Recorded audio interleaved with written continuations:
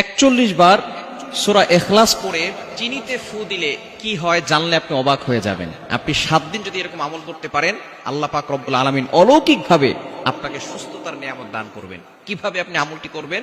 সূরা ইখলাস খুবই ফজিলতপূর্ণ একটি সূরা।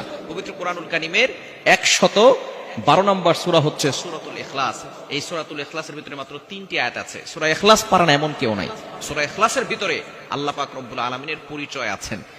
নবীজি সাল্লাল্লাহু আলাইহি ওয়াসাল্লাম যখন মক্কার ভিতরে কালিমার দাওয়াত দেওয়া শুরু করলো, তখন কাফেররা বলা শুরু করলো, ইয়া মুহাম্মদ, হে আব্দুল্লাহর ছেলে মুহাম্মদ, তুমি যে আল্লাহর কথা বলো, আমাদের দেব দেবতা তো কোটি কোটি, কিন্তু তুমি যে আল্লাহর কথা বলো সে আল্লাহ কয়জন? সাথে সাথে আল্লাহ পাক রব্বুল আলামিন সূরা নাজিল করলেন তার পরিচয় দিয়ে, কুল হুয়াল্লাহু আহাদ আল্লাহুস সামাদ লাম ইয়ালিদ ওয়া লাম ইউলাদ ওয়া লাম ইয়াকুল লাহু কুফুয়ান আহাদ। নবী হে, আপনি বলে দেন, তারা আপনাকে জিজ্ঞেস করে আল্লাহ কয়জন? হুয়াল্লাহু আহাদ, আল্লাহ হচ্ছেন এক, অদ্বিতীয়।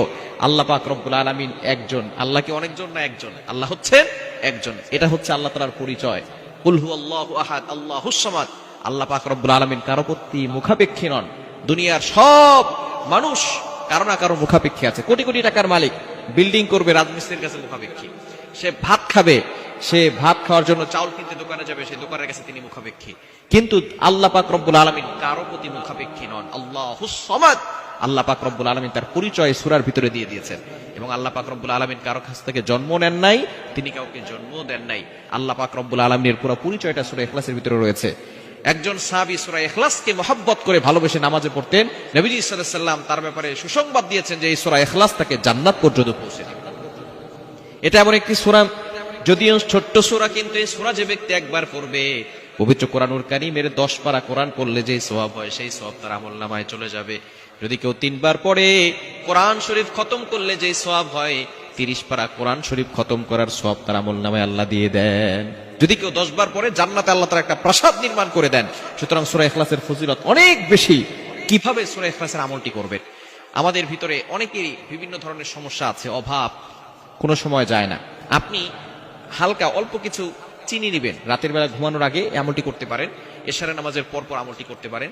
কিছু চিনি নেবেন, যতটুকু খেলে আপনার জন্য উপকার হবে। অনেকের চিনি খেলে, মিষ্টি খেলে সমস্যা হয়। কিছু চিনি, অল্প কিছু চিনি নেওয়ার পরে আপনি প্রথমে 3 বার দুরূদ শরীফ পড়বেন, এরপরে আউযুবিল্লাহ বিসমিল্লাহ সহকারে সূরা ইখলাস 41 বার পড়বেন, এরপরে আবারও 3 বার দুরূদ শরীফ পড়ে আপনি চিনিতে ফু দিবেন।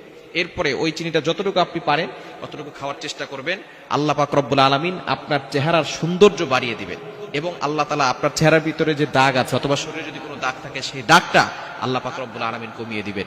সূরা ইখলাসের প্রতি ইয়াকিন রেখে, আল্লাহর প্রতি বিশ্বাস রেখে কোরআনের পাওয়ার আপনি অবশ্যই দেখতে পারবেন এবং ভালো ফলাফল পাবেন। এবং এই চিনিটা আপনি যদি খান এবং ঘরের ভিতরে যখন ফু দিবেন চিনির ভিতরে, তখন ফুটা একটু ঘরের ভিতরে দিয়ে দিবেন, আল্লাহ পাক রব্বুল আলামিন ওই ঘরের ভিতরে অভাব দূর করে দিবেন।